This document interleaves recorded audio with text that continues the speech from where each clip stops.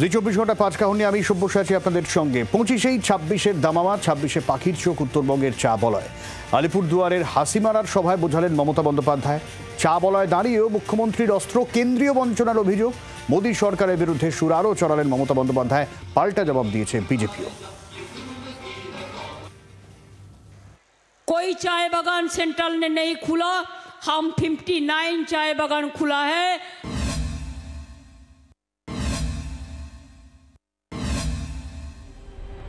আলিপুরদুয়ারের হাসিমারার সুভাষিনী চা বাগানের মাঠে সরকারি পরিষেবা প্রদানের অনুষ্ঠান।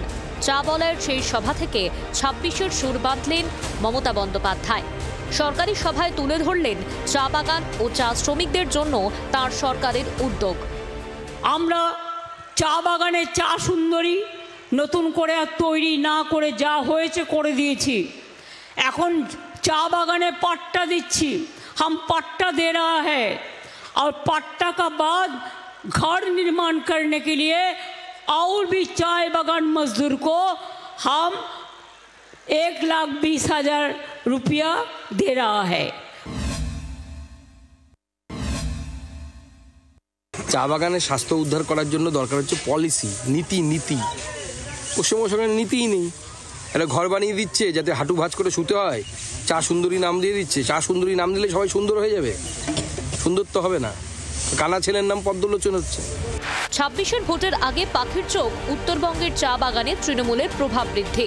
উপনির্বাচনে মাদারিহাট বিধানসভা আসন বিজেপির থেকে ছিনিয়ে নেওয়ার পর আত্মবিশ্বাসী মমতা বন্দ্যোপাধ্যায় বৃহস্পতিবার হাসিমারার সভা থেকে ঠাড়ে ঠোরে তা বুঝিয়ে দিলেন। বাম আমলে আরএসপির শক্ত ঘাঁটি ছিল মাদারিহাট। 2016 সালে আরএসপির শক্ত ঘাঁটিতে ভোটে পদ্ম ফুল। 2021-এর বিধানসভা ভোটে মনোজ টিগ্গা প্রায় 30,000 ভোটের ব্যবধানে মাদারিহাটে জয়ী হন। 2024-এর লোকসভা ভোটের ফলাফলের নিরিখে মাদারিহাট বিধানসভায় বিজেপির ব্যবধান কমে দাঁড়ায় 11,000-এ। এরপর উপনির্বাচনে মাদারিহাট বিধানসভা আসনে ভোটে ঘাস ফুল।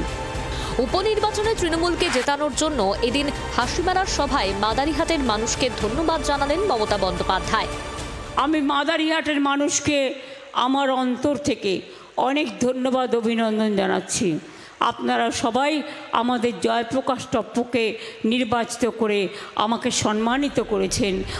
চা বাগান ও চা শ্রমিকদের কল্যাণে তাঁর সরকারের উদ্যোগ তুলে ধরার পাশাপাশি হাসিমারার সভায় কেন্দ্রীয় বঞ্চনার অভিযোগে ফের সরব হয়ে সুর আরও চড়ালেন মুখ্যমন্ত্রী। ফের 100 দিনের কাজের টাকা ও আবাস যোজনায় কেন্দ্রীয় বকেয়ার অভিযোগ তুললেন। 100 दिन का काम उठा दिया, सेंट्रल गवर्नमेंट पैसा नहीं दे रहा है। हम कर्मोश्री कर रहे हैं, होम स्टे बना रहे हैं।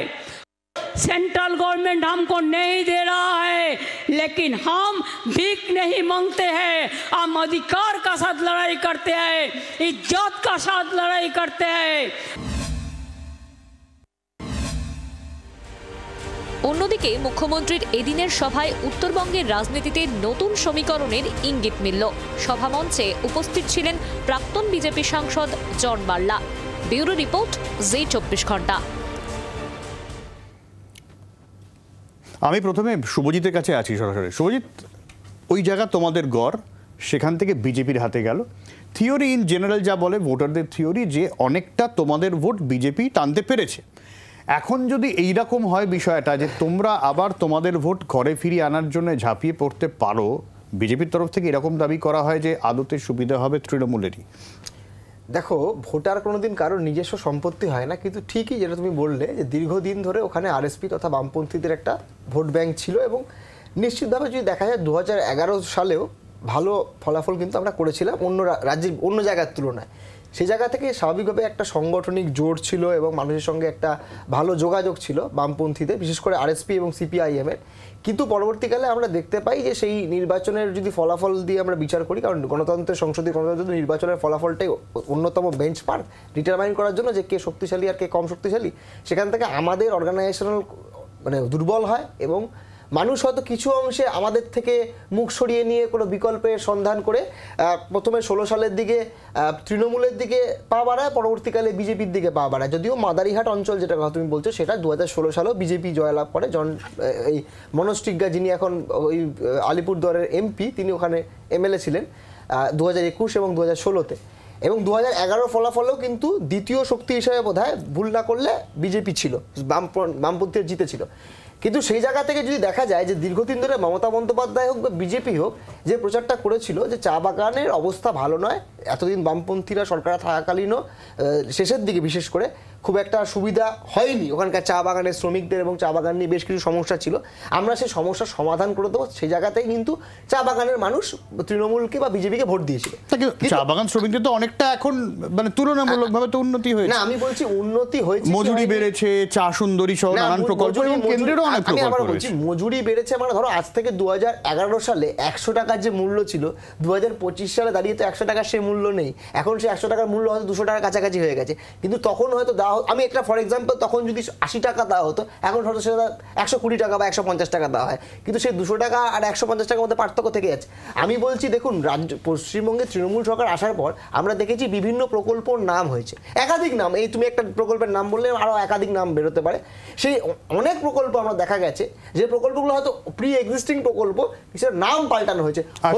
হতে পারে যে কিছু প্রচার বাড়ানো হয়েছে বলে তোমার কাছে বা আমার কাছে এত সহজে হয়েছে, এবং এটাও মাথায় রাখতে হবে 2011 সালে কিন্তু সোশ্যাল মিডিয়া বা সামাজিক মাধ্যম, সোশ্যাল মিডিয়া তোমরা তো যথেষ্ট আমি এখন সেটা আমি বলছি 2025 সালে দাঁড়িয়ে কিন্তু সোশ্যাল মিডিয়া একটা গুরুত্বপূর্ণ জায়গা, সেখানে হয়তো মানুষের কাছে খবরটা অনেক পৌঁছে যায়। যেমন একটা দিক তুমি বলতে পারো 11 সালের ক্ষেত্রে প্রচার করে মানুষকে আনাটা কঠিন ছিল, এখন সেটা অনেক সহজ। তাহলে আলিদা, রিসেন্ট পাস্টে যদি আমরা মাদারিহাট দেখি, কি মনে হচ্ছে হাওয়া একটু গোলমেলে উত্তরবঙ্গের?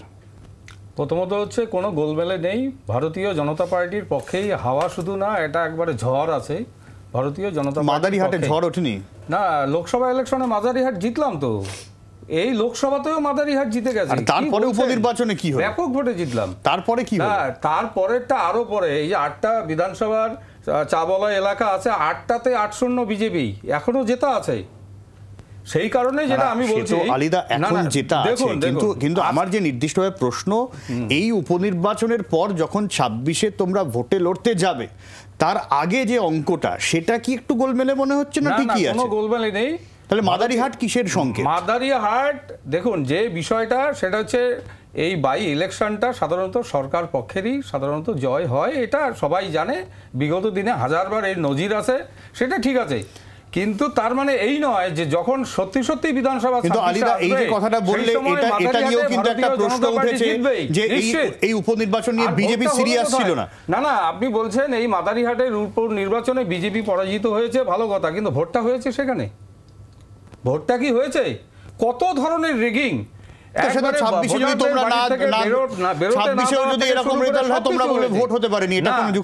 বিষয়টা হচ্ছে কেন্দ্রীয় সরকারের ডাইরেক্ট নির্বাচন, এটা বিধানসভার নির্বাচন, অর্থাৎ কেন্দ্রীয় নির্বাচন কমিশন এটা দেখবেই। সেই কারণে 26-এর ইলেকশন একটা পালা বদল, এই ইলেকশন সাধারণ মানুষ কথা বলবে, এবং কোন ক্রমেই ভারতীয় জনতা পার্টি আমরা 1 ইঞ্চি জমি তৃণমূলকে দেব না। উত্তরবঙ্গ আমাদের অটুট রয়েছে। কোচবিহারও তো আলাদা বড়সড় ধাক্কা খেলো দল। কোথায় কুচবিহারে? কোথায় কুচবিহারে 6খানা এমএলএ আমাদের রয়েছে। এই উপনির্বাচনে কি হলো? সে বললামই তো, নিশীথ প্রামাণিকের কি হলো? ভোট হয়নি, কোথাও ভোট হয়নি, সীতাইতে কোনো ভোট হয়নি, বিজেপির বললাম না এজেন্টদেরই ঢুকতে দেওয়া হয়নি। আলিদা, এইটা ভাবো, যদি তোমাদের গড়েই যদি এরকম ভাবে ভোট হতে দেয়নি বলে তোমরা বলো, তাহলে তোমরা ভোটটা করবে কোন জায়গায়? ভোটটা করাবো 26-এই, নিশ্চিত থাকুন। 26-এ 226 আসন নিয়ে ভারতীয় জনতা পার্টি পশ্চিমবঙ্গে ক্ষমতায় আসবে, শিওর, এ ব্যাপারে কোনো সন্দেহ নেই। আচ্ছা, বিশ্বজিৎ দা, প্রশ্ন।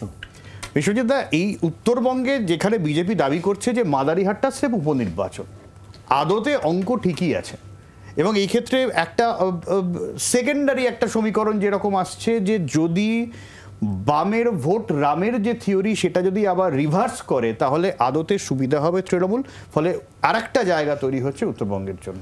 যারা বলছে অঙ্ক ঠিকই আছে, তারা মনে হয় অঙ্কটা একটু ভুল করছে। তার কারণ এই ন্যারেটিভস দিয়ে মানুষকে রাজ্যের বোঝানো যাবে না যে লোকসভা ভোট হয়েছে সঠিক, সবাই ভোট দিতে পেরেছে, যে 8টা বিধানসভায় বিজেপি জিতেছে সেই 8টা সঠিক ভোট হয়েছে, মানুষ ভোট দিতে পেরেছে, যেখানে যেখানে জিততে পারেনি সেখানে মানুষ ভোট দিতে পারেননি। খুব সহজ ইকুয়েশনস এটা মানুষ। এবার আমি স্পেসিফিক মাদারিহাট নিয়ে আসি। মাদারিহাটে কি ইস্যু ছিল? মাদারিহাটে এর আগে বিজেপির সরকার ছিল, মানে এমএলএ ছিল, তারা তাদের দীর্ঘদিনের দাবি যে ওই এলাকায় কলেজ নেই, বিশ্ববিদ্যালয় নেই, হাসপাতাল নেই, এবং এ কথা বারবার বিধানসভায় তারা বলেছে, বলেও এটা কনভিন্স করাতে পারেনি, বোঝাতে পারেনি। এই নির্বাচনের আগে শাসক দল থেকে বলা হয়েছিল 1.5 বছর আমাদের সময় দিন, সুযোগ দিন, আমরা দেখব যে এটা জেতানো যায় কিনা। দ্বিতীয় কথা, তুমি শুরু করেছিলে বঞ্চনা, কেন্দ্রীয় বঞ্চনা দিয়ে। ভেবে দেখো যে উত্তরের যে, আমরা যদি অর্থনৈতিক দিকটা বা ডেমোগ্রাফিটা দেখি, উত্তরে শিল্প নেই, চা শিল্প ছাড়া। কিন্তু এই যে শিল্প নেই, ভরসা কি তাহলে মানুষের কাজবাজের সুযোগ কোথায়? 100 দিনের কাজ। সেই 100 দিনের কাজের টাকা কেন্দ্রীয় সরকার দিচ্ছে না।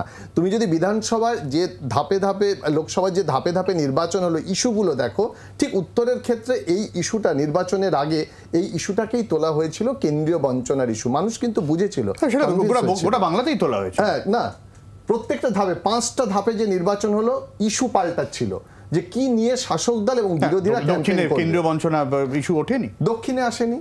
দক্ষিণে তুমি ভেবে দেখো, যখন একদম মুর্শিদাবাদ, মালদা ভোট হয়েছে, যখন বাঁকুড়া, পুরুলিয়া ভোট হয়েছে, তখন সব আলাদা আলাদা ইস্যু ছিল। এইবার আসি চা বাগানের শ্রমিকদের ক্ষেত্রে, দৈনিক মজুরি যা ছিল তার থেকে বেড়েছে ঠিকই, কিন্তু এখনও যেটা স্ট্যান্ডার্ড শ্রম আইন অনুযায়ী সেখানে বাড়ার সুযোগ রয়েছে, সেই বঞ্চনাটা রয়েছে। আর যে চা উৎপাদন হচ্ছে যে চা বাগান থেকে, ছোট এবং মাঝারি, সেই চা বাগানের চা মূলত ফেরিংস, এবং তার থেকে বাজার থেকে, মার্কেট থেকে তারা বিক্রি করে বেশি পয়সা আনতে পারছে না। যেখানে উন্নত মানের চা পাতা, সেটার উৎপাদন কমছে দিন দিন। সুতরাং চা বাগানের শ্রমিকদের কথা ভেবে, তাদের কথা কিন্তু রাজ্য সরকার বলছে, এতগুলো ইস্যুতে রাজ্য সরকার পাশে রয়েছে। সুতরাং এখানে কোনোভাবে ভারতীয় জনতা পার্টি যে আসনগুলো পেয়েছিল, যে জমি তৈরি করেছিল, তুমি যদি ভোট পার্সেন্টেজ দেখো, একদম পরপর দেখবে সেই ভোট পার্সেন্টেজে ভারতীয় জনতা পার্টির ভোট কমছে। এর তো আলাদা কোনো কারণ হতে পারে না। অর্থাৎ জনসংযোগ একটা বড় জায়গা, সেই জনসংযোগে মুখ্যমন্ত্রী বারবার যাচ্ছেন, তাদের সঙ্গে কথা বলছেন, তাদের সুখ দুঃখ নিয়ে বলছেন, কি কি সম্ভাব্য সমাধান হতে পারে সেটা, এবং সেই কারণেই কিন্তু মাদারিহাটটা শাসক দল পেয়েছে। আর এই ন্যারেটিভসটাও তো এ রাজ্য দেখেছে যে শাসক দল যারা ক্ষমতায় থাকে তারাই উপনির্বাচনে যেতে, এই ন্যারেটিভস ঠিক নয়, এর অনেক ব্যতিক্রম রয়েছে। আমি আমাদের সঙ্গে রাজনৈতিক বিশ্লেষক রাজাগোপাল ধর চক্রবর্তীও রয়েছেন, আমি রাজাদার কাছেও যাবো এই বিষয়ে। রাজাদা কি মনে করছেন যে আফটার মাদারিহাট উত্তরবঙ্গের রাজনীতিতে কি অঙ্কের কোনো পরিবর্তন হওয়ার সম্ভাবনা থাকলেও থাকতে পারে, নাকি আলিদার কথা মতো উপনির্বাচন মানে ওটা শাসক দলই পাবে, এটা নতুনত্ব কিছু নেই এর মধ্যে? হ্যাঁ, দেখুন যে উত্তরবঙ্গে এটা সত্যি কথা যে বিজেপি তাদের সংগঠন কিছুটা বাড়িয়েছিল, এবং সেটা বাড়িয়েছিল বলেই এক ধরনের ভাবনা চিন্তা হয়েছিল যে উত্তরবঙ্গ বুঝি দক্ষিণবঙ্গ থেকে আলাদা থাকছে। মানে চিন্তা ভাবনাও কেউ কেউ করছিলেন যে উত্তরবঙ্গে যদি একটা আলাদা ইউনিয়ন টেরিটরিজ হয়। কারা করছিলেন, কি করছেন, কোনভাবে করছিলেন সেটা না বললেও বোঝা যায় যে উত্তরবঙ্গ একটা বিজেপি তাদের অগ্রগতি বাড়িয়েছিল। এটা হচ্ছে একটা দিক। এখন 2 নম্বর ব্যাপার হচ্ছে যে লোকসভা নির্বাচনেও দেখা গেছে বিজেপি সেখানে সাংগঠনিক অবস্থাটা বজায় রেখেছে। এই নয় সেখানে একদম সরে গেছে, তা কিন্তু নয়। এবং এটাও দেখা যাচ্ছে যেহেতু আলিপুরদুয়ার একটা শিডিউলড ট্রাইব রিজিয়ন এবং উত্তরবঙ্গের বড় জায়গা, সেখানে বিক্ষুব্ধ কোনো নেতা, তিনি বোধহয় মন্ত্রী ছিলেন, জন বুর্লা, হ্যাঁ যাই হোক, আপনারা ভালো করে উচ্চারণ করছেন, আমি আসবো জন বার্লা প্রসঙ্গে আসবো। না যাই হোক, ঠিক আমি বলছি সেরকম একজন মানুষকে যদি সঙ্গে নিয়ে যাওয়া যায়, সঙ্গে সে মানুষটা বিক্ষুব্ধ হয়েছে, মন্ত্রী ছিল, মন্ত্রী হয়ে খুব একটা কাজ করতে পারেনি হয়তো। আমরা দেখেছি এর আগে বাপুল সুপ্রিয় ছিল, মন্ত্রিত্ব থেকে সরিয়ে গেলে, তখন যখন মন্ত্রিত্ব থেকে চলে যায় তখন তাদের আর একটা কিছু পাওয়ার বেদনা জেগে ওঠে। সুতরাং সেই জায়গা থেকে একে হয়তো ব্যবহার করা যেতে চেষ্টা হচ্ছে।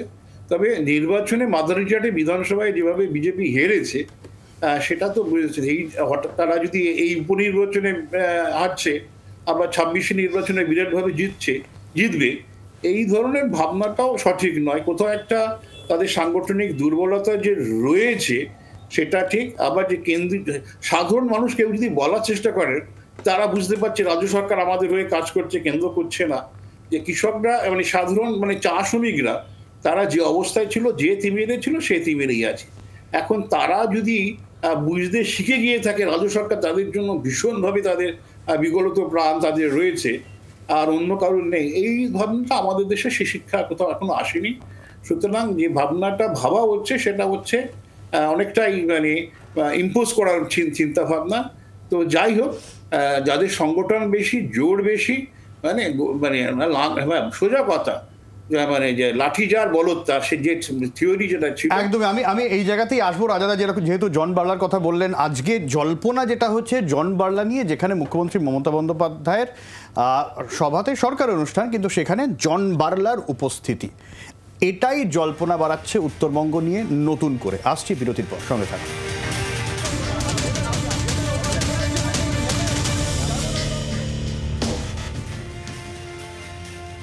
জন বার্লার সঙ্গে দলের একটা যে দূরত্ব তৈরি হয়েছে আলিদা মাদারিহাট উপনির্বাচনের আগে, সেটা একেবারে প্রকাশ্যে এসে গেছিল। মাদারিহাটে হার কোনোভাবে জন বার্লা ফ্যাক্টর বলে কি আপনার মনে হয়? না, আমরা ব্যক্তিগতভাবে ওটা তো মনে করি না। প্রথমত হচ্ছে ইলেকশনটাই সেখানে হয়নি বলে আমরা মনে করছি, কারণ আমাদের পোলিং এজেন্ট থেকে শুরু করে আরও যত সব ব্যবস্থাদি যা ছিল সবগুলোতেই তৃণমূল বাইরের থেকে লোক ডেকে নিয়ে এসে, কারণ আমার বাড়িটা তো সেই এলাকায়, আমি তো কলকাতা থেকে বলছি না, আমার কোচবিহারেই বাড়ি। আমরা মাদারিহাটের সঙ্গে হাজারবার আমার সম্পর্ক আছে, সেই কারণে নেচার দেখে বলছি যে মাদারিহাটের যে ইলেকশন প্রসেসিংটা, সেটা ইলেকশনটা বিজেপিকে করতেই দেওয়া হয়নি। আপনাদের কর্মীরা কি করছিল? হারানো হবে। আপনাদের কর্মীরা কি করছিল? আমাদের কর্মীরা, আমরা বললাম তো যে বাইরের থেকে লোক নিয়ে এসে যদি গুন্ডারাজ কায়েম করে, তাহলে বিজেপি ওখানে জিতবে কোত্থেকে? তো সেই জন্য জন বার্লা হিসাবে আমাদের মাদারিহাট বিধানসভায় এটার কোনো প্রভাব পড়েনি, আমরা এটা মনেও করি না। দ্বিতীয় যেটা বিষয়, সেটা হচ্ছে জন বার্লার অবস্থান, উনি সরকারিভাবে রাজ্যের মুখ্যমন্ত্রী, উনি ওনার সঙ্গে কথা বলেছেন, কি কথা বলেছেন সেটা আমরা জানি না, এবং এখনো পর্যন্ত খবর রয়েছে, আমি সেই প্রতিবেদনে আসবো যে আগামী সপ্তাহে হয়তো তৃণমূলে যোগ দিতে পারেন, সেটা ওনার ব্যাপার আছে। কিন্তু এই মুহূর্তে আমরা বলি, এইবারে প্রাথমিক সদস্যতা অভিযান আমাদের চলছিল, উনি এখনো প্রাথমিক সদস্যতা পদ গ্রহণ করেননি। আর দ্বিতীয় যেটা বিষয়, মানে উনি বিজেপির কেউ নন বলে এখনো পর্যন্ত আপনারা, উনি দলের প্রাথমিক সদস্যপদ গ্রহণ করেননি, এক। দ্বিতীয়ত হচ্ছে বিজেপির এরকম লক্ষ লক্ষ কার্যকর্তা আছে, অনেকেই মেম্বার হয়নি, সেই বিষয়ে জন বার্লা তো লক্ষ লক্ষ কার্যকর্তার মতো নয়। 2019-এর লোকসভা ভোটে জন বার্লা অন্যতম মুখ ছিলেন আপনার উত্তরবঙ্গে, সে আলিপুরদুয়ার থেকেও পুরো চা বলায় অন্যতম আদিবাসী নেতা আপনাদের ছিলেন। না, সে তো বটেই, এরকম আদিবাসী নেতা আমাদের মনোজ টিগ্গা আছে, মনোজ ওরাও আছে, এরকম তো আছেই, আমাদের নেতৃত্বরা তো আছেই, সেরকম জন বার্লাও আছে। এবার জন বার্লা কি করবে সেটা তার ম্যাটার আছে। এখনো পর্যন্ত আমাদের দলের সঙ্গে উনি আছেন, আমাদের সঙ্গে কথা বলে উনি যাননি বা কথা বলেননি। আসুক, সময় আসুক, আমাদের নেতৃত্ব ওনার সঙ্গে কথা বলবে। জন বার্লা কতটা ডিভিডেন্ড দিতে পারবে তৃণমূলে যদি আসেন বলে মনে হয় বিশ্বজিৎ দা? দেখো, মাদারিহাট নিয়ে বারবার কথা, আমি জন বার্লার প্রসঙ্গে আসছি, মাদারিহাট নিয়ে কথা বলছো। মাদারিহাটে নির্বাচনের আগে প্রথম যে 4টে ইস্যু ছিল, সেটা কখনো বিরোধীরা অ্যাড্রেস করেনি। প্রথম ছিল ইন্দো ভুটান রিভার কমিশন, তুমি জানো বিধানসভায় এটা নিয়ে কথা হয়েছিল, এবং যার পরে ওই এলাকাটায় একাধিক নদী ভাঙনের ফলে এবং যে জঙ্গল এলাকা, বন এলাকা, সেটা নষ্ট হয়ে যাচ্ছিল। দ্বিতীয়ত ডলোমাইটের সমস্যা, ঠিক ওই ভুটান থেকে আসারই। তৃতীয়ত একটা রেল ব্রিজ চেয়েছিল ওরা, যে রেল ব্রিজটা দুপারে একদম যোগ করবে। তৃতীয় যে জায়গাটা আমার মনে হয় যে এই মাদারিহাটে প্রায় 40,000 গোর্খা আছে। নির্বাচনের আগে বলা হলো যে গোর্খাদের উন্নয়নের জন্য ঠিক মাদারিহাটে একটা গোর্খা পরিষদ হবে, তারা এই গোর্খা, এতদিন ধরে সেটা হয়নি, তাদের দাবি ছিল। এবার বলি যে সংগঠনের কথা বলা হচ্ছিল, হ্যাঁ, উত্তরবঙ্গে বিজেপি একটা সময় শক্তিশালী সংগঠন করেছিল, কিন্তু তারপরে একটা সময় কেন বলছো? আমি যে নির্বাচনে বিজেপি ব্যাপকভাবে উত্তরবঙ্গে তাদের আসন বাড়ালো, তাদের ভোট পার্সেন্টেজ বাড়ালো, এবং তুমি দেখবে যে তারপরে কিন্তু ধীরে ধীরে একদম গ্র্যাজুয়ালি, তুমি যদি ইন্ডেক্সটা দেখো, সুমন কাঞ্জিলালের কথা হচ্ছিল, সুমন কাঞ্জিলালের মতো নেতা তিনিও চলে গেলেন তৃণমূল কংগ্রেসে। শুধু একজন নেতা চলে গেলে কিন্তু সেই রাজনৈতিক দলের কোনো পরিবর্তন হয় না। এইমাত্র জন বার্লার প্রসঙ্গে তুমি বলছিলে, শুধু জন বার্লা চলে গেলে ভারতীয় জনতা পার্টির হয়তো কোনো ক্ষতি হবে না, কিন্তু তার সঙ্গে সঙ্গে ব্লক স্তরের, জেলা স্তরের একাধিক সংগঠক চলে যায়। আমি যেমন জানি যে সুমন কাঞ্জিলালের পরে ওই এলাকার প্রচুর সংগঠক যারা ভারতীয় জনতা পার্টি থেকে তৃণমূলে চলে যায়। আমি একটু আটকাছি বিষয়টা আসবো, কেন মনে হয় আলিদা এরকম হবে? না, উনি তো ইয়াতে বলছেন, উনি মনে হয় বলছেন। বিষয়টা হচ্ছে মমতা বন্দ্যোপাধ্যায় এই কদিন আগেও তো কুচবিহারে গিয়েছিলেন, অনন্ত মহারাজের সঙ্গে কথা বলেছেন, আমাদের রাজ্যসভার এমপি। অনন্ত মহারাজের বাড়িতেও গিয়েছেন। কী লাভ হলো? লাভটা কিছু হলো? অনন্ত মহারাজ তো বিজেপিতেই আছেন, এখনও আছেন, ভালোভাবেই আছেন। তাহলে এরকম উনি মমতা বন্দ্যোপাধ্যায় একটা রাজ্যের মুখ্যমন্ত্রী, তিনি কি করে দল ভাঙানো যায় তার জন্য কিভাবে উনি একটা তাতে কোনো লাভ হবে না। সেটা কি বিজেপি করেনি? আজকে জন বার্লাকেও যদি উনি প্রভাবিত করবার চেষ্টা করে, আশা করি জন বার্লা ওনার কথায় প্রভাবিত হবেন না। জন বার্লার নিজস্ব মতামত আছে, সে বিষয়ে কোন বিষয়ে মমতার কাছে গেছেন কথা বলার জন্য মিটিংয়ে, সেটা পরিষ্কার হবে। কিন্তু যেটা বিষয় সেটা হচ্ছে কোনো লাভ হবে না। জন বার্লার কাছে গেলেও কোনো লাভ হবে না, মহারাজের কাছে গেলেও লাভ হবে না। ভারতীয় জনতা পার্টি আরো বেশি শক্তিশালী হচ্ছে, সেটা তো আমরা নির্বাচনের ফলাফল দেখেই বুঝতে পারছি লাভ হচ্ছে। এবং তুমি যে প্রসঙ্গটা তুলেছিলে যে জন বার্লা নিজে একদম নির্বাচনের সময় নিষ্ক্রিয় ছিল, তার ফলাফলটা কিন্তু বিজেপি দেখেছে। এবং এই যে অ্যাস্ট্রোলজিক্যাল প্রেডিকশন যে তিনি যাবেন না, এবং জন বার্লা, তোমাকে আমি নিশ্চিত করে বলছি যে শাসক দলে আসছেন, কারণ তিনি বলেছেন বিভিন্ন তার ঘনিষ্ঠ মহলে যে তিনি কাজ করতে পারছেন না। অর্থাৎ উত্তরবঙ্গে যেখানে আদিবাসী নেতা, তাকে কাজ করতে দেওয়ার সুযোগ হচ্ছে না। সেই কারণে ভারতীয় জনতা পার্টি থেকে যখন শাসক দল তার সঙ্গে কথা বলছে, সরকার তাকে কথা বলছে, তাকে দিয়ে কাজ করাতে হবে, তখন কিন্তু তিনি কনভিন্স, সেই কারণে তিনি গেছেন। আমি শুভজিতের কাছে আসবো আর এই জন বার্লা এফেক্ট নিয়ে প্রতিবেদন আসবো বিরতির পর। সঙ্গে থাকবে।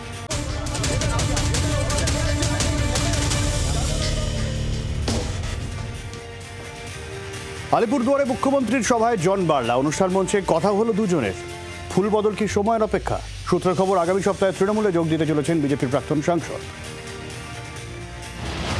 আরও জোরদার হলো দল বদলের জল্পনা। পূর্ব ঘোষণা মতো আলিপুরদুয়ারে মুখ্যমন্ত্রীর সভায় দেখা গেল জন বার্লাকে।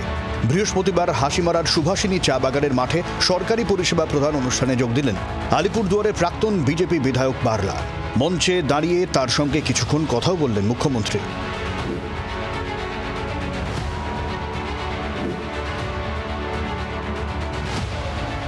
তিনি এখন আর কেন্দ্রীয় মন্ত্রী বা জনপ্রতিনিধি নন। তারপরেও সরকারি অনুষ্ঠানে ডাক পাওয়ায় বার্লা দলবদল নিয়ে জল্পনা ছড়ায়। এদিন অনুষ্ঠান শেষে বার্লার কথাতে তারই আভাস পাচ্ছেন অনেকে। সরকারি প্রোগ্রাম আছে, ডাকা হয়েছিল, আসলাম বাস। এই রাজ্যের মানুষ, হ্যাঁ, এই রাজ্যের লিডারশিপ, হ্যাঁ, উনি যখন আসছে আমি আসলাম বাস, উনার ডাকে দেখেন এত প্রকল্প দিয়েছে, তাহলে কি মানুষের কাছে পৌঁছায় যাচ্ছে, ওইটাই তো খুশি। জন বার্লা আজকে আমাদের মঞ্চে ছিলেন এবং জন বার্লা পরিষ্কার ভাষায় তিনি ইতিমধ্যে তার স্ট্যান্ড বলে দিয়েছেন, নতুন কিছু বলার নেই। আজকে ওনার সাথে মঞ্চে নেত্রীর কথা হয়েছে, যেহেতু নেত্রীর আজকে কথা হয়েছে, ঠিক আছে, আমার এটা প্রেরোগেটিভ নয়, কিন্তু উনিই বলবেন 2-1 দিনের মধ্যে। জন বার্লা চা বাগানের প্রভাবশালী নেতা। 2019 সালে বিজেপির টিকিটে আলিপুরদুয়ারের সাংসদ নির্বাচিত হন। দ্বিতীয় মোদি জমানায় কেন্দ্রীয় প্রতিমন্ত্রীও হন, কিন্তু 2024 সালে লোকসভার টিকিট পাননি। বার্লার পরিবর্তে শুভেন্দু ঘনিষ্ঠ মনোজ টিগ্গাকে টিকিট দেয় বিজেপি। আলিপুরদুয়ারে বিজেপি জিতলেও বেসুরো গাইতে শুরু করেন বার্লা। গত বছর 6 কেন্দ্রের উপনির্বাচনেও কার্যত নিষ্ক্রিয় ছিলেন বার্লা। শেষমেশ উপনির্বাচনে মাদারিহাট হাতছাড়া হয় বিজেপির। এই পরিস্থিতিতে বার্লা শিবির বদল করলে আলিপুরদুয়ার তো বটেই, উত্তরবঙ্গের চা বাগান অধ্যুষিত একাধিক আসনে 26-এর বিধানসভা নির্বাচনে ভালো ফলের আশায় তৃণমূল। যদিও উত্তরবঙ্গের রাজনীতিতে বার্লাকে বিশেষ গুরুত্ব দিতে নারাজ বিরোধী দলনেতা শুভেন্দু অধিকারী। উনি কে? ভারতীয় জনতা পার্টির 27 অক্টোবর থেকে অদ্যাবধি মেম্বারশিপ হয়েছে। উনি পার্টির মেম্বার নয়, যাদের নিজেদের বুথের 2টো ভোট নেই তাদের সম্পর্কে প্রচার করেন আপনারা। সব মিলিয়ে বার্লার হাত ধরে চা বলয় রাজনীতিতে নতুন সমীকরণ এখন যেন সময়ের অপেক্ষা। ক্যামেরায় তুহিনের সঙ্গে নারায়ণ ও তপনের রিপোর্ট, জি24 ঘন্টা। শরীফ, জন বার্লার হাবভাব তো মোটামুটি একটা বোঝা গেল, কিন্তু এটা উনিও বললেন যে রাজ্যের মানুষের জন্য এত প্রকল্প দিয়েছেন মুখ্যমন্ত্রী মমতা বন্দ্যোপাধ্যায়, সেখানে তিনি আসতে পেরেছেন, খুশি। একদিকে তৃণমূলের উন্নয়নের বক্তব্য রয়েছে, একদিকে বিজেপির পাল্টা দুর্নীতির অভিযোগ রয়েছে। দুটো ন্যারেটিভের মাঝখানে তোমরা কোথায়? দেখো, এসব তো তোমাদেরই জায়গা ছিল। আমার না খুব অবাক লাগে একটা ভাবতে, এই লোকটাই হয়তো 2 বছর আগে বা 3 বছর আগে ক্লিপিং খুললে দেখা যাবে যে হয়তো মমতা ব্যানার্জিকে গালাগালি দিচ্ছে, গালমন্দ করছে। কি অবাক করা রাজনীতি এখন পরিস্থিতিতে, এমন জায়গায় চলে গেছে বাংলায় যে সকালবেলা এক কথা, রাত্রিবেলা এক কথা।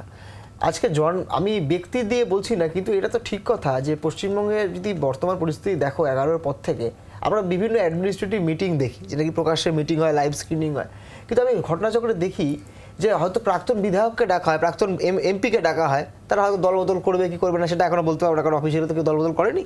কিন্তু যারা নাকি ওখানকার নির্বাচিত বিধায়ক, নির্বাচিত এমপি বা জনপ্রতিনিধি, তারা ডাক পায় না। এটা খালি যে মানে একসময় হয়তো সিপিএমের সঙ্গে হতো, যখন সিপিএমের এমএলএ এমপি ছিল, এখন ঘটনাচক্রে সিপিএমের এমএলএ নেই বিধানসভায়, এখন অন্য দলের আছে, তারা কিন্তু ডাক পায় না।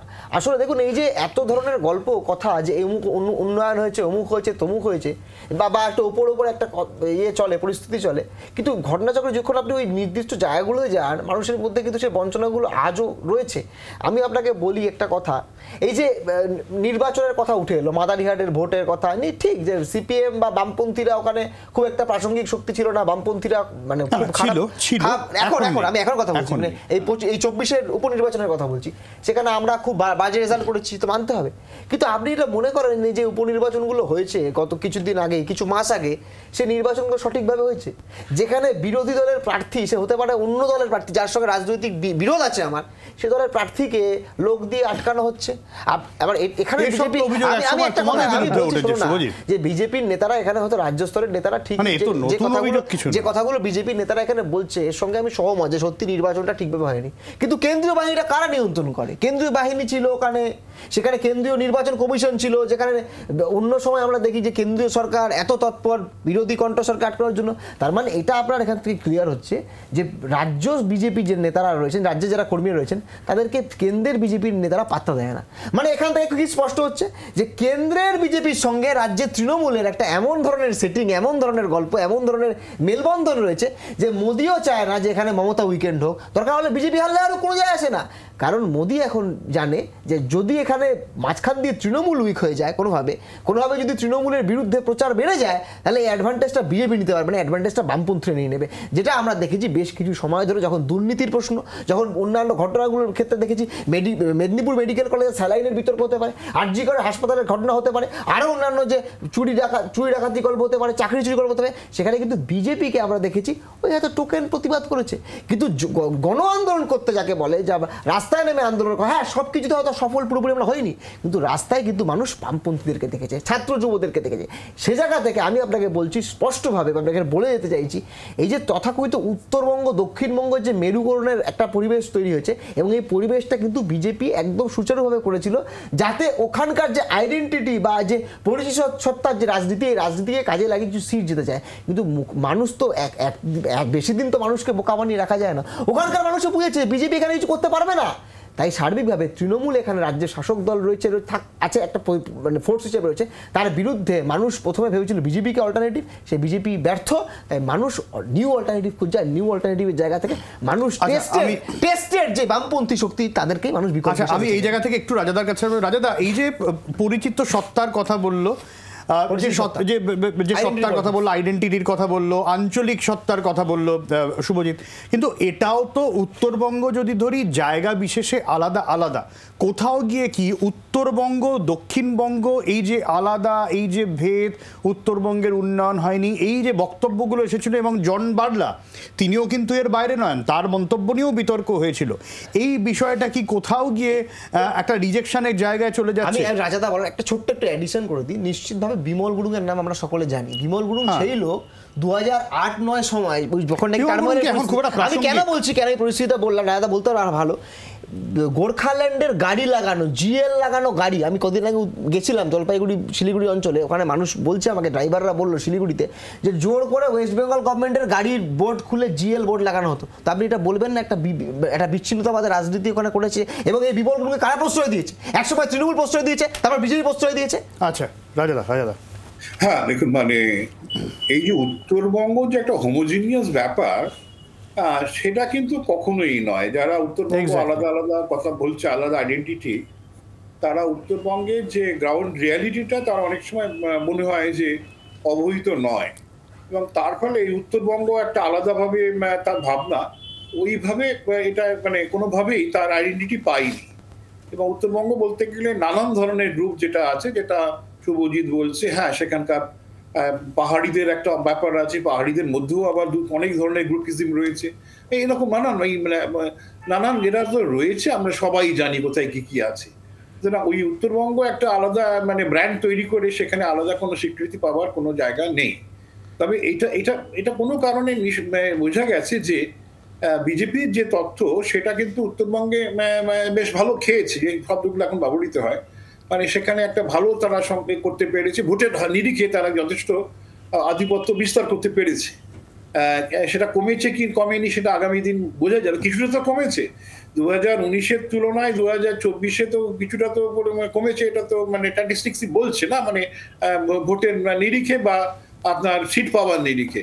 সুতরাং ওইভাবে খালি উত্তরবঙ্গ আলাদা ওইভাবে যারা ভেবেছে সেই মডেলটা সঠিকভাবে ভাবনা হয়নি বলেই হয়তো এই ধরনের বিপর্যয় ঘটে গেছে। উত্তরবঙ্গকে ওইভাবে ভাবা যাবে না, সেটা কিন্তু এখন প্রশ্ন বোঝায় সময় এসেছে। তো যাই হোক, আমি যেটা বলার চেষ্টা করব যে উত্তরবঙ্গের যে দুঃখ যন্ত্রণা নানানভাবেই রয়েছে।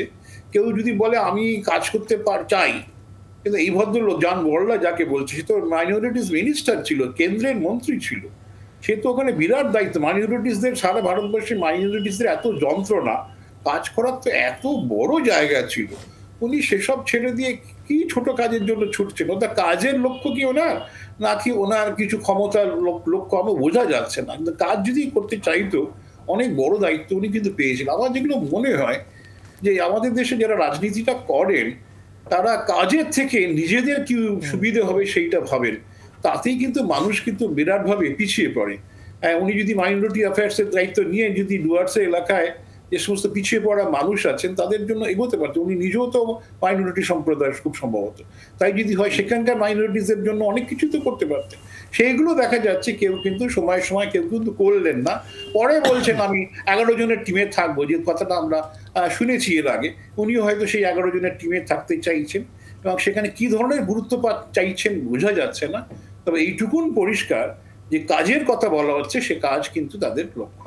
আর এই জায়গা থেকে বিশ্বজিৎ দা, একসময় জন বার্লা রাজ্য ভাগের দাবি তুলেছিলেন, সেই রাজ্য ভাগের দাবি তোলা জন বার্লা আজকে রাজ্য ভাগের বিরোধিতা করা মুখ্যমন্ত্রীর সঙ্গে এক মঞ্চে। ইন্টারেস্টিং।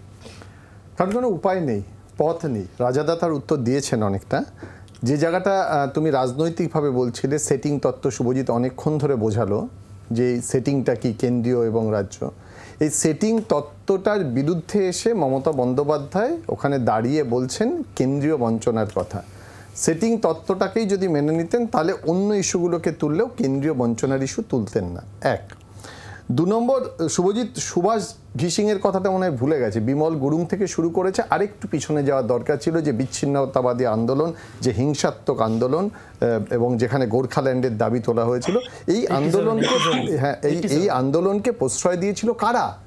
কারা তৈরি করেছিল সুভাষ ঘিসিংয়ের মতো নেতা? কারা এই দলটাকে প্রশ্রয় দিয়েছিল, এই গোষ্ঠীটাকে প্রশ্রয় দিয়েছিল? এটা মনে রাখতে হবে। এর একটা পরম্পরা আছে, হঠাৎ করে বিমল গুরুংয়ের নাম বলে দিলেই একটা আন্দোলন বা একটা বিচ্ছিন্নতাবাদী আন্দোলনকে ব্যাখ্যা করা যায় না।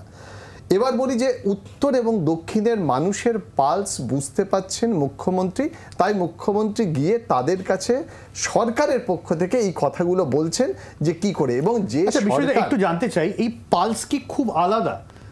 ইন জেনারেলি দেখো, এই যে আমি বলে উত্তরবঙ্গ বঞ্চিত, এটা একটা পলিটিক্যাল ন্যারেটিভ নয়।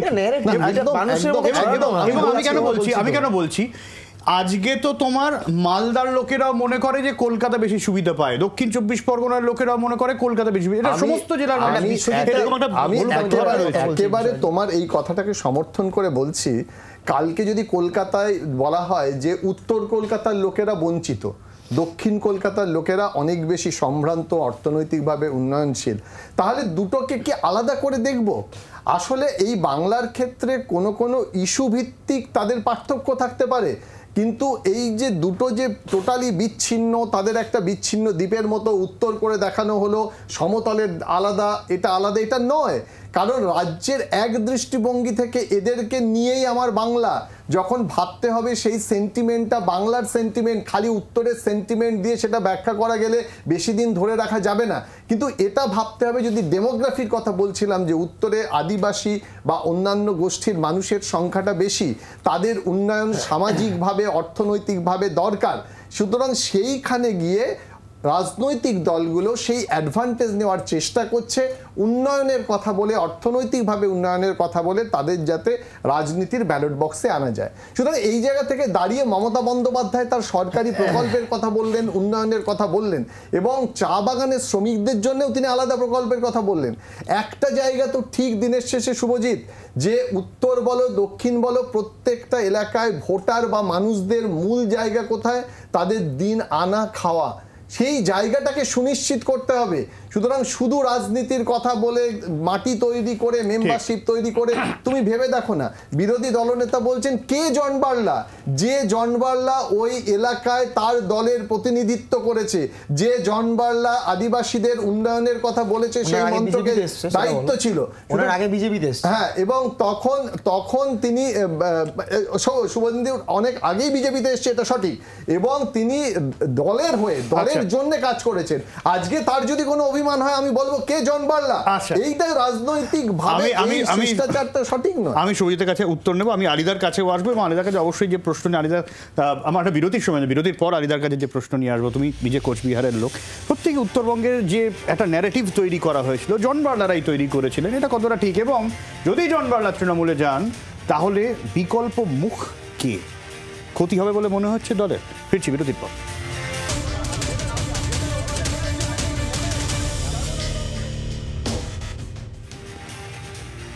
আলিদার কাছে অবশ্যই প্রশ্ন ছিল যে জন বার্লা যদি তৃণমূল কংগ্রেসে যান তাহলে বিকল্প মুখ কি মনোজ টিগ্গা বা সেই জাতীয় কেউ হিসেবে উঠে আসার সম্ভাবনা রয়েছে, এবং দুই, এই যে পরিচয় সত্তা নিয়ে, জাতিসত্তা নিয়ে কথাবার্তা হয়েছিল, সত্যি কি আলাদা করে উত্তরবঙ্গ নিয়ে আছে? কারণ এই ন্যারেটিভ সেট করার অভিযোগ কিন্তু বিজেপির বিরুদ্ধেই উঠেছে। দেখুন, আপনি যে কথাটা বলছেন উত্তরটা এরকম যে ভারতীয় জনতা পার্টি একটা নীতির উপর দাঁড়িয়ে আমাদের দল চলে, আপনার নেতার উপর দাঁড়িয়ে দল চলে না। কারণ আপনি যে কথাটা বলতে চেয়েছেন যে জন বার্লার পরবর্তী বিকল্প কে, এরকম বিষয়ের উত্তর আমি কেন, স্বয়ং সুকান্ত মজুমদারও বলতে পারবে না। কেন? যে আমরা এই নীতিটাকে বিশ্বাস করি না। কেন বললাম, মাদারিহাটের আগে, উপনির্বাচনের আগে ঝামেলা, টিকিট নিয়ে মনোজ টিগ্গা দাঁড়িয়ে গেলেন, এবং সেইখানে তো জন বার্লা ফ্যাক্টর কিনা তা নিয়ে চর্চা হয়েছিল। সেটা তো মানুষের কি চর্চা হয়েছিল, কোথায় হয়েছিল সেই বিষয় না, আমাদের দলে বিষয় হয় না মাদারিহাটে। দ্বিতীয় যেটা বিষয় সেটা হচ্ছে ভারতীয় জনতা পার্টির উত্তরবঙ্গে যথেষ্ট শক্তিশালী আমরা আছি, আরও বেশি শক্তিশালী হতে যাচ্ছি। কারণ আর এই উত্তরবঙ্গের জাতির উপর যে কথাটা হয়েছে, উত্তরবঙ্গের মানুষের বঞ্চনা যে করা হয়েছিল তার বহু উদাহরণ ইতিমধ্যেই বহু নেতা বলেছেন, আমরা বলেছি বহুতবার। এটাও তো ঘটনা যে উত্তরবঙ্গে সার্বিক দিক থেকেই দক্ষিণবঙ্গ থেকে হাজার গুণ পিছিয়ে আছে, এটা একটা পাগলও স্বীকার করবে। কিন্তু এই 15 বছরের শাসনকালেও আমরা কিন্তু নর্থ বেঙ্গলে তার কোনো প্রগ্রেসিভ কিচ্ছুই পেলাম না। সাউথ বেঙ্গলে পেয়েছে মানুষ, তো বলতে বাধ্য হবে। আপনি দক্ষিণে পেয়েছেন, এই যে বললেন উনি, কোথায় আপনার মেডিকেল কলেজ, কোথায় দক্ষিণে পেয়েছেন বলছেন? দক্ষিণে কলকাতা 200 মিটার দূরের মধ্যেই আপনি কমসে কম 20টা কলেজ, মেডিকেল কলেজ পেয়ে যাবেন। 200 কিলোমিটারের মধ্যে নেই, এটা তো উত্তরবঙ্গের মানুষ বলবেই। যার বলবে বলেই আমরা ভারতীয় জনতা পার্টি উত্তরবঙ্গের মানুষকে বোঝাতে পেরেছি বলেই উত্তরবঙ্গের মানুষ ভারতীয় জনতা পার্টিকে সমর্থন করে, এবং আজও আছে। তারা ছাড়বে না, আমাদের সঙ্গে তারা আছে, এবং তারা আমাদের আরো আগামী দিনে ব্যাপকভাবে আশীর্বাদ করবে, সেটা আমরা চাই। বা সেই কারণে যেটা বলছি, আমাদের কাছে নেতা বড় নয়, দল বড়। আর এই দল বড় যেহেতু, সেই কারণে দলীয় যে সিদ্ধান্ত, সেই সিদ্ধান্ত মেনে নেতৃত্ব তৈরি হবে। আমার সময় একেবারে শেষের পথে, তাহলে প্রত্যেকের কাছে আমার একটাই প্রশ্ন থাকবে। আলিদার কথা যদি ধরি, উত্তরবঙ্গের ক্ষেত্রে রাজ্যের বঞ্চনা বনাম সার্বিকভাবে কেন্দ্রীয় বঞ্চনা, এই লড়াইয়ে উত্তরবঙ্গের সমীকরণ কোন পথে? 1 মিনিট করে বলবে শুভজিৎ। দেখো, প্রথম কথা আমার মানে আমি খুব স্পষ্ট করে দিতে চাই, আমাদের দলের তরফ থেকে 87 সালের কথা হোক বা 2007 হোক বা 2017 হোক, তৃণমূল হোক বা বামফ্রন্ট হোক বা অন্য কোনো দল সরকারে থাক না কেন, আমরা চিরকাল রাজ্য ভাগের বিরুদ্ধে এবং রাজ্য ভাগের কথা যারা বলবে তাদের বিরুদ্ধে আমরা পদক্ষেপ নেওয়ার পক্ষপাতিত্ব করব। আমার কথা হচ্ছে, দেখো এই যে উত্তরবঙ্গ দক্ষিণবঙ্গের যে ডিভাইড, এর অন্যতম কারণ হচ্ছে ভারতবর্ষে যে ব্রিটিশ শাসন তৈরি হয়, যখন আসে ব্রিটিশরা ঘটনাচক্রে আমাদের কলকাতায় রাজধানী করে। রাজধানীটা যদি আজকে জলপাইগুড়ি বা শিলিগুড়িতে হতো বা যদি মালদাতে হতো তাহলে কথাটা অন্য হতো। এখন কলকাতার লোক বলতে আমরা বঞ্চনার শিকার হচ্ছি। আসলে এটা জিওগ্রাফিক্যাল কারণ। এখন কলকাতায় বেশি কলেজ কেন আছে, কলকাতায় কেন বেশি লোক থাকে, কেন কলকাতা ক্যাপিটাল, সেটা তাহলে প্রশ্ন করতে গেলে ব্রিটিশ জায়গায় যেতে হয়, সে প্রশ্ন তো আমি যাবো না। কিন্তু আসলে এই যে বিভিন্ন আইডেন্টিটি, এই যে ধরো কামতাপুরি হতে পারে, রাজবংশী হতে পারে, দিনাজপুরের কিছু বিষয় থাকতে পারে, তাহলে তো এরকম করতে করতে তো পশ্চিমবঙ্গে যা অবস্থা হবে, উত্তর 24 পরগনা, দক্ষিণ 24 পরগনা, কলকাতা মিলে একটা রাজ্য হবে, আর বাকি সবাই আলাদা আইডেন্টিটি হয়ে যাবে। আমরা আইডেন্টিটির বিরুদ্ধে, আইডেন্টিটির কথাগুলোকে তুলে নেওয়ার পক্ষে, কিন্তু আইডেন্টিটি পলিটিক্স যারা করে তাদের বিরুদ্ধে সবসময় স্ট্যান্ড নেব। দুই, আমার লাস্ট কথা যেটা বলার, উত্তরবঙ্গ দক্ষিণবঙ্গর ভাগাভাগি করে কোনো উন্নয়ন করা যাবে। উন্নয়ন করতে গেলে রাজ্যের সার্বিক উন্নয়ন করতে হবে, কিন্তু সেটা মমতা ব্যানার্জি করার জন্য এই কাজ করছে না। মমতা ব্যানার্জি আসলে চাইছে যে বিজেপি প্রায় বলতে গেলে উঠে গেছে যার মতো পরিস্থিতি, তাদেরকে কিছু রিজেক্টেড নেতাকে তুলে এনে যদি কিছু করা যায় এই ব্যবস্থার জন্য। আচ্ছা, খুব সংক্ষেপে বিশ্বজিৎ দা। না, প্রথমে বলি যে তুমি যে বঞ্চনার কথা বললে, হ্যাঁ, কেন্দ্রীয় বঞ্চনাটা সারা রাজ্যের ইস্যু এবং সেক্ষেত্রে তৃণমূল কংগ্রেস এটা প্রচার করছে, তার থেকে পলিটিক্যাল ডিভিডেন্ড পাবে। সত্যিই তো বঞ্চনা পাচ্ছে এবং সরকার নিজেরা নির্দিষ্টভাবে বলছে রাজ্যের বঞ্চনাটা উত্তরবঙ্গের বড় ইস্যু। এটা পরেরটাই আসছি আমি। তার মানে কেন্দ্রীয় বঞ্চনার ক্ষেত্রে শাসক দল তার একটা পথ, সমাধানের পথ রাজ্যের মানুষকে দেখাতে পেরেছে, বিশ্বস্ত করতে পেরেছে, তার ডিভিডেন্ড পাচ্ছে ব্যালট বক্সে। এবার রাজ্যের বঞ্চনার ক্ষেত্রে বিজেপির যেটা অসুবিধা হলো যে উত্তরবঙ্গ বঞ্চিত হচ্ছে, এই ন্যারেটিভসের সঙ্গে সঙ্গে বিষ্ণুপ্রসাদ শর্মার মতো যারা বিধায়ক তারা আলাদা করে একটা রাজ্যের দাবি করছেন। কিন্তু ওই দাবিটা যদি আবার বিজেপি মেনে নেয়, তাহলে সমতলে বা দক্ষিণে যে বিজেপি আছে সেই বিজেপি কিন্তু এইটা প্রচার করতে পারবে না যে আমরা ভাগ চাই না, এটা করতে পারে না। সুতরাং রাজনৈতিকভাবে ভারতীয় জনতা পার্টি একটু ব্যাকফুটে যাবে। সেখানেও তৃণমূল কংগ্রেস অ্যাডভান্টেজ হবে, যেটা শুভজিৎ বলছিল যে আমরা কেউই বাংলার রাজ্য ভাগ চাই না বা উত্তরেও বিচ্ছিন্নতাবাদী কোনো আন্দোলন চাই না। এক মিনিটের বক্তব্যের মধ্যে পরিষ্কার যেটা কথা, কেন্দ্রীয় সরকার রায়গঞ্জে এইমস হসপিটাল করবার জন্য বারবার করে আমরা অনুরোধ করেছিলাম রাজ্য সরকার আপনারা জমি দেননি, রাজ্য সরকার দেয়নি, মমতা বন্দ্যোপাধ্যায় সরকার দেয়নি। তাহলে উত্তরবঙ্গে যে মমতা বন্দ্যোপাধ্যায় স্থায়ীভাবে বঞ্চিত করে রাখতে চান, এই এইমস হসপিটাল আজকে কল্যাণীতে চলে আসলো, রায়গঞ্জে হতে পারলো না। এরকম উত্তরবঙ্গে রাজ্য সরকার করতে দেবে না। সেই জন্য আমরা যেটা বলছি, না, রায়গঞ্জে আমাদের এমপি হওয়া সত্ত্বেও তৃণমূল কংগ্রেস জমি দেয়নি, জমিটা কেন্দ্র কিনবে না, রাজ্য সরকার সেই জন্য যেটা বলছি যেটা আমরা বলছি যে পশ্চিমবঙ্গে ভারতীয় জনতা পার্টির শ্রীবৃদ্ধি হচ্ছে। ভারতীয় জনতা পার্টি 2026 সালের বিধানসভা নির্বাচনে আমরা তৃণমূল সরকারকে সরিয়ে বাংলার মানুষ বিজেপি সরকার দেখবে, নতুন সূর্য পশ্চিমবঙ্গে আমরা দেখব। বাংলার মানুষ সেই অপেক্ষায় আছে। রাজাদাকে দিয়ে শেষ করো। রাজাদা।